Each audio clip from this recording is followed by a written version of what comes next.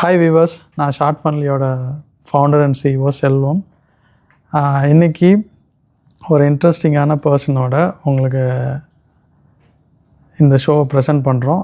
இந்த பாட்காஸ்ட்டோட தலைப்பு என்னென்னு பார்த்தீங்கன்னா, theatre release distribution versus OTT release distribution, அதோட பார்ட் 1 இப்போ நம்ம பேச போகிறோம். இதில் என்ன டாபிக் அப்படின்னா, என்னோட Harish media entertainment Arun sir வந்து இந்த மீட்டிங்கில் ஜாயின் பண்ணியிருக்கேன். சார், தேங்க்ஸ் ஃபார் ஜாயினிங். இந்த ஷோ எதுக்காக அப்படின்னா, Harish media entertainment founder Arun sir வந்து is ex Book my Show person. Book My ஷோலேருந்து வேலை பார்த்துட்டு வெளியில் வந்து அவரோட ஹரிஷ் மீடியா என்டர்டெயின்மெண்ட்டை ஸ்டார்ட் பண்ணி அதோட ஃபவுண்டராக இருக்கிறாரு. ஸ்டில் இன்றைக்கி வந்து நீங்கள் ஒரு படம் எடுத்துட்டீங்க, நான் ஒரு இண்டிபெண்டன்ட் கிரியேட்டர் ப்ரொடியூசர், எனக்கு வந்து என் படத்தை லான்ச் பண்ணி கொடுக்கணும். ஆடியோ லான்ச்லேருந்து ப்ரீ லான்ச் ஈவெண்ட்லேருந்து சக்ஸஸ் மீட் வரைக்கும், தியேட்டர் ரிலீஸஸ் கொண்டு போகிறது வரைக்குமே சார் வந்து ஹெல்ப் பண்ணுறாங்க. சாரோட ஆஃபீஸ் சென்னையில் தான் இருக்குது, சைதாப்பேட். நீங்கள் சென்னையில் இருக்க பீப்புள் படம் எடுக்கிறீங்க, இல்லை மதுரையில் இருக்கிறீங்க, எங்கே இருந்தாலும் ஒரு ஃபோன் நம்பரில் சாரை ரீச் அவுட் பண்ண முடியும். இன்றைக்கி சார் நம்ம கூட ஷோவில் ஜாயின் பண்ணியிருக்க ரீசன் என்னென்னா, நான் வந்து சார்கிட்ட நமக்கு ஓடிடி தெரியும், 10 வருஷம் ஓடிடி ஷார்ட் ஃபன்லி பண்ணிகிட்ருக்கோம், 10 ப்ராடக்ட்ஸ் வச்சுருக்கோம், எல்லாமே நம்மளுக்கு அத்துப்படி. பட் தியேட்டர் ரிலீஸ் எப்படி இருக்குது, தியேட்டர் ரிலீஸில் ஸ்டில் என்ன சேலஞ்சஸ் இருக்குது அப்படிங்கிறத சார்கிட்ட கேட்டு தெரிஞ்சுக்க அப்புறம். சார், ஃபஸ்ட்டு என்னோடய question. First of all thank you sir, thank you Selvam sir, இந்த ஆப்பர்ச்சுனிட்டி கொடுத்தது ரொம்ப நன்றி. ஸோ எல்லாருக்கும் ஒரு hi viewers. Yes sir, please. Ya, so the first question sir, எனக்கு நீங்கள் ஸ்டில் ஓடிடி வந்ததுக்கப்புறமும் தியேட்டர் ரிலீஸ் வந்து ஒரு பெரிய இம்பேக்ட் கொடுக்கும்னு நினைக்கிறீங்களா? உங்களோட பாயிண்ட் ஆஃப் வியூ என்னன்னு ஆடியன்ஸுக்கு சொல்லுங்கள் சார். டெஃபினட்டாக எந்த ஒரு மூவியுமே வந்து ஒரு தியேட்டரில் பார்க்குற அட்மாஸ்பியரே வேறு. நீங்கள் எந்த ஒரு மூவி வந்து அந்த மூவி வந்து தியேட்டரில் பார்த்தா தான் அதோட மூவியோட டெப்த்தே உங்களுக்கு தெரியும். நார்மலாக நீங்கள் ஓடிடிலையும் பார்க்கலாம், அந்த மூவியை டிவிலையும் பார்க்கலாம். ஆனால் ஒரு தியேட்டர் அட்மாஸ்பியர்ன்றதே வேறு. அந்த க்ரியேட்டிவிட்டியை நீங்கள் தியேட்டரில் பார்த்தா தான் அதோட கிராண்டியே வேறையாக இருக்கும். ஒரு ஆடியன்ஸோட பார்க்குறப்போ அதோட டெக்னாலஜி எல்லாமே அந்த தியேட்டர்ஸில் பார்த்தா தான் உங்களுக்கு அந்த ஒரு மூவி பார்க்குற ஃபீலே இருக்கும். Theatre experience is very different. Okay sir. So still வந்து தியேட்டர் எக்ஸ்பீரியன்ஸ் வந்து ஒரு ரொம்ப இம்பார்ட்டண்டான விஷயம் நீங்கள் நினைக்கிறீங்க. அதுக்காக மக்கள் வந்து தியேட்டருக்கு வந்து பார்க்கலான்னு நினைக்கிறீங்க. கண்டிப்பாக. ஸோ இப்போது ஓடிடியும் முன்ன பின்ன வந்துட்டுருக்கு. இப்போ தியேட்டர் ரிலீஸ் முடிச்சிட்டதுக்கப்புறம் ஓடிடி இந்த மாதிரியெல்லாம் சொல்கிறாங்க. ஓகேங்களா? ஸோ ஓடிடி வந்து தியேட்டரை ஓவர்டேக் பண்ணணும்னு நினைக்கிறீங்களா? டெஃபினட்டாக பண்ணாது. நான் இதோட ஆன்சர் வந்து ஃபஸ்ட்டு கொஸ்டின்லேயே உங்களுக்கு சொல்லிட்டேன். தியேட்டர் எக்ஸ்பீரியன்ஸே வேறு. ஸோ தியேட்டர் எக்ஸ்பீரியன்ஸ் வந்து எப்படி பார்த்தீங்கன்னா வந்து ஒரு மூவி பார்க்குறது மட்டும் இல்லை, ஒரு ஃபேமிலியோட நம்ம போகிறது, ஒரு ஃப்ரெண்ட்ஸோட போகிறது, அதோட ஒரு அட்மாஸ்பியர், ஒரு என்விரான்மெண்ட், கெட் டுகெதர்லாம் நடக்கும். அந்த கெட் டுகெதர்லாம் இருக்கும். ஸோ நம்ம வந்து எல்லா விஷயத்தையும் நம்ம கஷ்டங்களை மறந்து போகிறதுக்கும் நம்மளை வந்து ஒரு 3 ஹவர்ஸ் ஒரு சார்ஜ் மாறுது தியேட்டர். ஒரு செலிப்ரேஷன், கட்டாயமாக ஒரு செலிப்ரேஷன். ஸோ தியேட்டர் எக்ஸ்பீரியன்ஸ்னே வேறு. ஓடிடியாக நான் குறைச்சி மதிப்பிட்டு நான் சொல்லலை. பட் ஒரு மூவியை நீங்கள் தியேட்டரில் பார்க்குறப்போ தான் அதோட க்ரியேட்டிவிட்டி, அதோட ஒரு விஷுவலோட ஒரு இம்பேக்டே வேறையாக இருக்கும். அது நீங்கள் அந்த படத்தோட கனெக்டிவிட்டியாக இருக்கிற இடம் தான் தியேட்டர். ஓகே. ஸோ அப்போ நான் இப்படி புரிஞ்சுக்கிறேன், தியேட்டருக்குன்னு ஒரு தனி எக்ஸ்பீரியன்ஸ் இருக்குது, டெஃபினட்டாக ஓடிடிக்குன்னு ஒரு தனி எக்ஸ்பீரியன்ஸ் இருக்குது. இதை அது ஓவர்டேக் பண்ணாது, அதை என்றைக்குமே வந்து தியேட்டர் வந்து எந்த ஒரு டிஜிட்டல் பிளாட்ஃபார்ம் நாளைக்கு எந்த ஒரு அப்கிரேஷன் வந்தால் கூட தியேட்டர் வந்து அழியாது. இன்னும் பார்த்தீங்கன்னா தியேட்டர் வந்து நிறைய தியேட்டர்ஸ் வந்து இப்போ ரெனோவேட் ஆகி வந்துட்டுருக்கு, ஸ்க்ரீன்ஸ் வந்து இன்க்ரீஸ் ஆகிட்டு இருக்கு, பண்ணிட்டு இருக்காங்க. ஓகே. ஸோ மக்கள் வந்து ஆர்வமாக இருக்காங்க. ஆக்சுவலாக மக்களுக்கு வந்து நல்ல கண்டென்ட் இருக்கணும். ஸோ எல்லா மூவியுமே வந்து தியேட்டரில் வந்து நல்லா போகுதுன்னு சொல்ல முடியாது. ஸோ டிபெண்ட் ஆன கண்டென்ட்டும் அதுக்கு ஒரு விஷயமா இருக்குது. ஒரு ஃபார் எக்ஸாம்பிள் ஒரு பாகுபலி மாதிரி மூவியை வந்து நீங்கள் ஒரு ஓடிடியில் பார்க்குறதுக்கும் ஒரு தியேட்டரில் பார்க்குறதுக்கும் டெஃபினட்டாக டிஃபரன்ஸ் இருக்குது. ஆமாம். ஸோ அந்த பிரம்மாண்டம், அந்த எக்ஸ்பீரியன்ஸ் வந்து அது ஒரு பெரிய ஸ்க்ரீனில் பார்த்தா தான் நம்ம சின்ன சவுண்டில் இருந்து, ஸோ சின்ன ஒரு விஷுவல் ஷார்ட்லேருந்து நீங்கள் அந்த எல்லா எக்ஸ்பீரியன்ஸ் ஒரு ஃபுல் ஃபிலிம் மேக்கிங்கையுமே அந்த தியேட்டரில் நீங்கள் பார்க்கலாம். ஓகே. ஸோ ஓடிடின்றது ஜஸ்ட் ஒரு ப்ரைவசியான விஷயம் என்னோட ஒரு வியூவில் வந்து நான் சொல்கிறது. ஓகே. ஸோ ஒரு டிஸ்டர்பன்ஸ் இல்லாமல், ஸோ ஒரு ஃப்ரைடே நைட்டோ இல்லை ஒரு சாட்டர்டே நைட்டோ ஒரு ஃபேமிலியோட ஒரு டிஸ்டர்பன்ஸ் இல்லாமல் பார்க்குறேன்னா நீங்கள் ஓடிடி சூஸ் பண்ணிக்கலாம் தாராளமாக. ஆனால் ஒரு படத்தை நீங்கள் எக்ஸ்பீரியன்ஸாக அதுக்குள்ளே போய் நீங்கள் வந்து ஒரு ஃபீல் பண்ணோன்னா டெஃபினட்டாக அது தியேட்டர் மட்டும்னால தான் கொடுக்க முடியும். Okay sir. சார் அதெல்லாம் நான் வந்து ஒரு ஓடிடி ரன் பண்ணுற ஒரு பர்சனாக ஒரு கேட்குறேன். இப்போ ஓடிடிங்கிறதே கன்வீனியன்ஸ் தானே. இப்போ நான் வாட்சிங் எனி டைம் எனிவேர் அது மாதிரி அதை ஸ்டோர் பண்ணியிருக்கோம். இப்போ தியேட்டரில் வந்து இன்றைக்கி இந்த ஷோ தான் ஓடும், இந்த டயத்துக்கு இதுதான் ஓடும், ஆல்ரெடி சீட்டு ஃபில் ஆகிடுச்சுன்னா நம்மளால் பார்க்க முடியாது. பட் நான் ஓடிடி எடுத்துட்டேன்னா எனக்கு அந்த லிமிட்டேஷன் எல்லாம் உடையுதில்ல. இதை நீங்கள் எப்படி பார்க்குறீங்க ஒரு தியேட்டர்? அதுதான் தியேட்டர் எக்ஸ்பீரியன்ஸ். நீங்கள் வந்து ஓடிடியில் எப்போ வேணால் எந்த ஸ்டேஜில் வேணால் நீங்கள் ஃபார்வர்ட் பண்ணியே ரீவைண்ட் பண்ணியே பார்க்கலாம். ஆனால் அந்த தியேட்டருன்றது ஒன் டைம் வாட்சபிள் தான். ஸோ அந்த ஆடியன்ஸோட பார்க்குறப்போ அடுத்து என்னன்றத ஒரு முழு கான்சன்ட்ரேஷனாக பார்க்குற விட வந்து தியேட்டர் தான். ஸோ நீங்கள் ஓடிடியில் பார்க்குறப்போ அந்த மூவி வந்து உங்களுக்கு அவ்வளோ தூரம் வந்து சரி இந்த மூவி எப்போ வேணால் பார்த்துக்கலான்ற ஃபீல் இருக்கும். ஸோ இந்த சீன் போயிடுச்சா மறுபடியும் ரீவைண்ட் பண்ணிக்கலாம், இந்த சீன் கொஞ்சம் போர் அடிக்குதா ஃபார்வர்ட் பண்ணிக்கலாம். ஸோ அந்த மாதிரி தியேட்டரில் பண்ண முடியாது. It's one time watchable. So அந்த ஒன் டைம் இங்கே வந்து ஒரு பர்சனலைசேஷன் கிடைக்குது. பட் வர்சஸ் அந்த மூவி எக்ஸ்பீரியன்ஸுங்கிறத ஃபுல்லாக நீங்கள் என்ஜாய் பண்ணணும்னா தியேட்டர் மட்டும்தான் வரும். அந்த மூவியை நீங்கள் கரெக்டாக கதையோட வாட்ச் பண்ணணும்னு நினச்சிங்கன்னா theatre is one of the best ஆப்ஷனாக பார்க்கலாம். Okay sir, okay sir. இதோட பிஸ்னஸ் என்னவா சார் இருக்குது? அதாவது என்னென்னா, ஏன்னா ஓடிடிக்கு தனியாக ஒரு பிஸ்னஸ், சேட்டலைட் பிஸ்னஸ், இப்போ தியேட்டர் பிஸ்னஸ் இப்படின்னு இந்த மீடியா அண்ட் என்டர்டெயின்மெண்ட் பிஸ்னஸே வேறு லெவலில் பூம் ஆகிட்டுருக்கு. இப்போது நான் பிஸ்னஸ் பர்ஸ்பெக்டிவ்லன்னு கேட்குறேன். இப்போ இந்த தியேட்டரிக்கல் டிஸ்ட்ரிபியூஷனால் என்ன அட்வான்டேஜஸ் என்ன ரிஸ்க் இருக்குதுன்னு நினைக்கிறீங்க டு த ஓடிடியோ டு த சேட்டலைட்டோ? ஏன்னா எல்லாத்த விடவும் இயர்லியராக வந்து தியேட்டர் தான் கண்டிப்பாக. ஸோ இப்போ இந்த டெக்னாலஜி சேஞ்சஸ்னால இங்கே இருக்கிற ரிஸ்க் அண்ட் சேலஞ்சஸாக நீங்கள் என்ன பார்க்குறீங்க? இல்லை, தியேட்டர் பிஸ்னஸ் வந்து நீங்கள் ஜென்ரலாக வந்து தியேட்டர் ஒரு 3 மணி நேரம் ஒரு மூவி பார்க்குற இடமா நினைக்கிறீங்க. அது மட்டும் இல்லை, தியேட்டர் நம்பி நிறைய ஒரு குடும்பங்கள் இருக்குது. ஆக்சுவலாக தியேட்டரில் பார்த்தீங்கன்னா ஃபார் எக்ஸாம்பிள் ஒரு டிக்கெட் கிளிக்கிற ஆள் அந்த தியேட்டரோட சேலரி நம்பி தான் இருக்குது. அதோட சேலரி எங்கே வருதுன்னா, ஸோ ஒரு படம் முழுமையாக ஒரு வாரம் ஓடினா தான் அந்த ஷோவோட இதை வச்சு தான் அவருக்குமே சேலரி வருது. அதுக்கப்புறம் ப்ரொஜெக்டர், அதோட கிளீனர்ஸ், அதோட maintenance, even though rest room clean பண்ணுற ஆள் கூட, ஹவுஸ் கீப்பிங்லேருந்து கூட ஒரு தியேட்டர் வந்து ஒரு நிறைய ஃபேமிலிக்கு வந்து ஒரு ஒரு என்ன சொல்கிறேன்னா நிறைய பேருக்கு வந்து ஒரு வாழ்வாதாரமாக இருக்குது ஆக்சுவலாக. ஓகே. இப்போ அதில் வந்து பார்க்கிங்கில் சீட்டு கிழிக்கிறதுலேருந்து ஃபுட்டு ஃபெவரேஜஸ்லேருந்து எல்லாத்துக்குமே இது ஒரு சைலண்ட்டாக ஒரு இன்கம் ஜென்ரேட் பண்ணுறது, போஸ்டர் ஓட்டுற ஆளுங்களுக்கு கூட ஒரு வேலை க்ரியேட் பண்ணுது. ஸோ அப்போ இந்த தியேட்டர் வந்து நிறைய ஜாப்ஸ் க்ரியேட் பண்ணுறதுங்கிறது இன்னைக்கு வரைக்கும் ஓடிடியை விட தியேட்டர்ஸ் வந்து நிறைய ஜாப்ஸ் க்ரியேட் பண்ணணும். டெஃபினெட்லி 100%. Okay okay sir.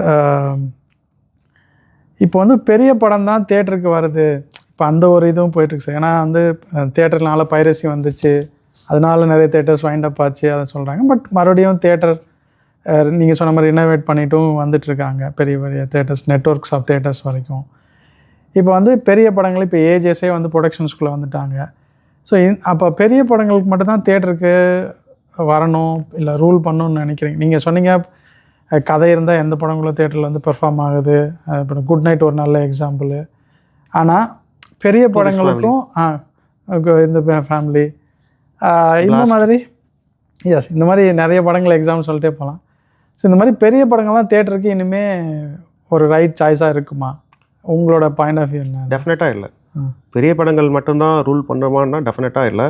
நான் முன்னாடி சொன்ன மாதிரியே சின்ன படங்களும் கண்டென்ட் நல்லா இருந்தால் டெஃபினட்டாக தியேட்டர் வந்து கட்டாயமாக அதோட அவுட்புட் கொடுக்கும்.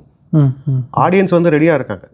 ஆடியன்ஸ் வந்து இப்போ நம்ம சொன்ன மாதிரி ஒரு சில படங்கள் பேரை சொல்ல விரும்பலை, பெரிய பெரிய படங்கள்லாம் வந்து கூட ஒன்றுமே இல்லாமல் போச்சு. நம்ம எக்ஸ்பெக்ட் பண்ணாத படங்கள் வந்து ஈவந்தோ இவ்வளோ டெக்னாலஜி இருந்தும், இவ்வளோ ஓடிடிசி இருந்தும், இவ்வளோ பைரசி இருந்துமே இன்னி காலகட்டத்தில் கூட 25 நாள் 50 நாள் ஓடின படங்கள்லாம் இருக்குது. ஸோ தேட்டர்லேயே ஸோ நல்ல படங்கள் வந்தால் டெஃபினெட்லி தேட்டர் வந்து என்றைக்குமே வந்து கைவிடாது.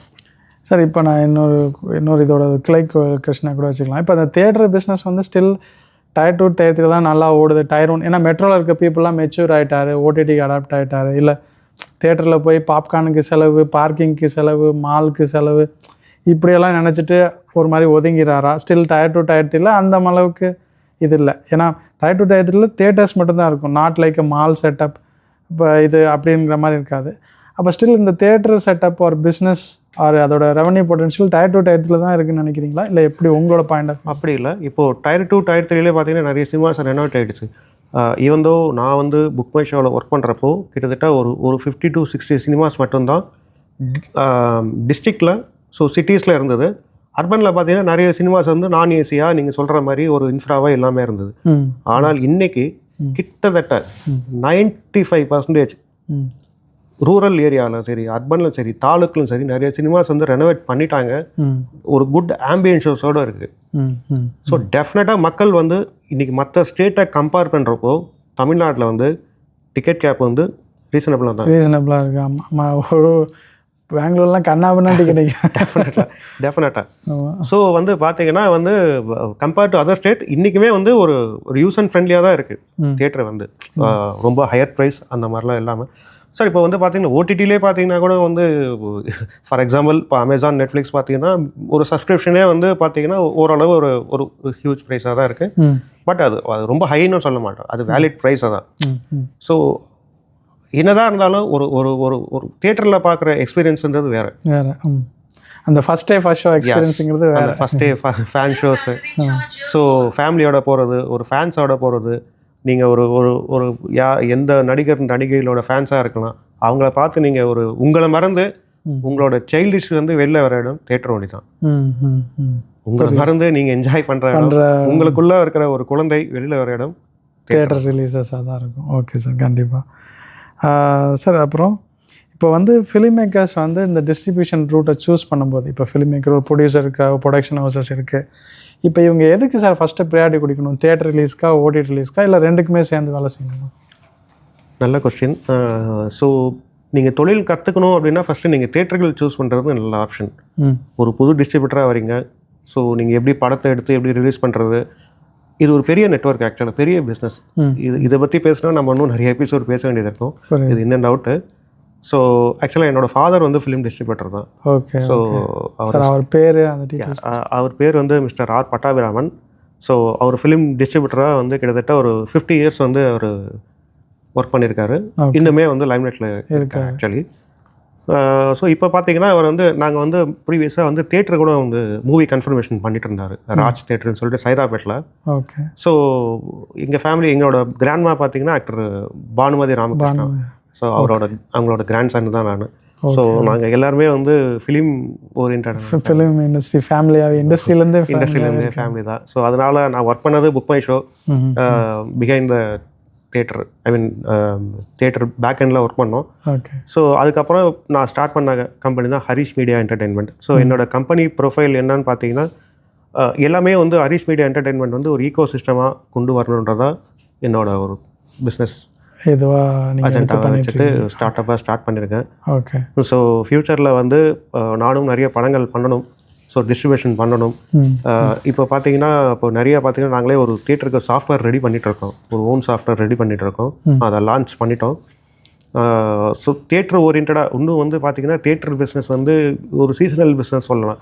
ஒரு 6 months ட்ரையாக இருக்கும், ஒரு 6 months பீக்காக இருக்குது. இப்போ பார்த்தீங்கன்னா இப்போ நம்ம ஆகஸ்ட்டில் இருக்கோம், டில் ஜனவரி வரைக்கும் பீக். அப்போ தான் நிறைய படங்கள் வரும். ஆஃப்டர் பொங்கலுக்கு அப்புறம் உங்களுக்கு ஃபெஸ்டிவல்ஸ் வராது, ஸோ அப்போ ட்ரையாக இருக்கும். என்னோட அஜெண்டா என்னென்னா அந்த ட்ரைலுமே நிறைய ஷோ பிரேக் ஆகாமல் நல்ல நல்ல கண்டென்ட்ஸ் கொடுத்துட்டு கேலண்டரில் எல்லா மந்த்துமே தியேட்டர் பிஸியாக இருக்கணும். தியேட்டரில் இருக்கிறாங்க எல்லாருமே நல்லா இருக்கணும். ஏன்னா அவங்கள நம்பி நிறைய ஃபேமிலிஸ் இருக்குது. ஸோ மக்கள் இருக்காங்க, கண்டென்ட் வந்தால் மக்கள் வந்து தீபாவளி அன்றைக்கி தான் படம் பார்ப்பேன், பொங்கல் அன்றைக்கி தான் படம் பார்ப்பேன்லாம் இல்லை. எந்த ஒரு நல்ல மூவி வந்தாலும், எந்த டேட்டாக இருந்தாலும் வந்து பார்க்குறதுக்கு ஆடியன்ஸ் ரெடியாக தான் இருக்காங்க. ஸோ வியூவர்ஸ், தியேட்டர் பிஸ்னஸ்க்கு ஒரு பெரிய ஃபியூச்சர் இருக்குது. ஃபிலிம் மேக்கர்ஸ் தியேட்டர்லாம் அவ்வளோதான்னு நீங்கள் நினச்சிட வேணாம். சாரோட எக்ஸ்பீரியன்ஸில் ஒரு ஃபேமிலியாகவே இருந்து ஆடியன்ஸ்க்கு வந்து நிறைய ஒரு நல்ல படங்களை டிஸ்ட்ரிபியூட் பண்ணுறதுக்கு அவங்க ஃபேமிலியாகவே நிறையா விஷயங்கள் கொடுத்துருக்காங்க, இன்னும் கொடுக்கறதுக்கும் ரெடி ஆகிட்டே இருக்காங்க. ஸோ ஒரு லாஸ்ட்டு கொஷின் சார், இந்த ஷோவோட இன்னும் இந்த டிஸ்ட்ரிபியூஷன் நெக்ஸ்ட்டு 5 yearsக்கு என்னென்னலாம் சேலஞ்சஸ் இருக்குன்னு நினைக்கிறீங்க? ஏன்னா டிஸ்ட்ரிபியூஷனும் உள்ளே வரலாம், இன்னும் படங்களும் வரதான் போகுது, இதில் வேறு என்ன சேலஞ்சஸ் இருக்குன்னு நீங்கள் நினைக்கிறீங்க?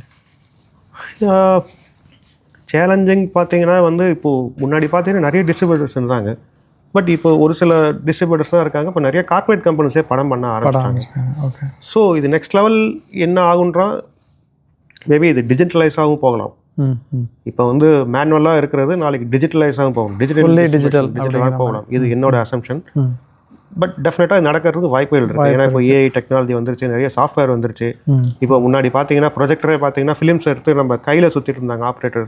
இன்னைக்கு கியூபு யூஎஃப்ஓன்ற மாதிரி டிஜிட்டல் ப்ரொஜெக்டர்ஸ் வந்துருச்சு.